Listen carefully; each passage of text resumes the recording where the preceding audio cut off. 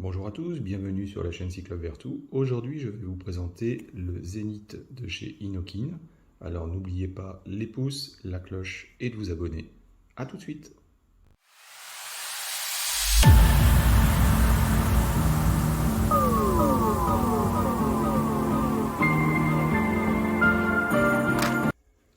Découvrons tout de suite le Zénith de chez Innokin, donc petit atomiseur MTL. Découvrons-le ensemble. Tout d'abord, j'attire votre attention sur la partie éco-responsable de l'emballage. Donc, ils ont décidé de ne plus mettre de plastique et de le fermer avec des collants papier, tout simplement, qu'on découpe au cutter. Ça, c'est plutôt pas mal pour la planète. Voici le Zénith. À l'intérieur de l'emballage, nous trouverons une résistance et un drip. Donc, un drip. Donc là, nous sommes sur un drip courbé. Donc pour ceux qui ne savent pas ce que c'est que le drip, le voici. Ça se démonte, tout simplement. Donc là, sur un drip, nous sommes sur un drip plat. Là, nous avons un drip courbé.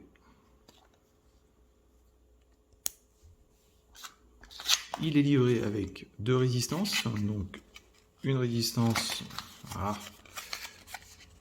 de 0,8 qui nous permettra de faire du 15 à 18 watts.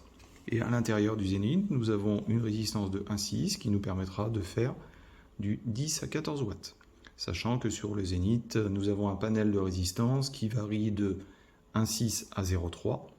Le 1,6 permettant de faire minimum 10 watts et le 0,3 maximum 40 watts. Donc vous avez un panel de 10 watts à 40 watts. Le remplissage du Zénith se fait par le haut, donc avec un système de quart de tour, ici.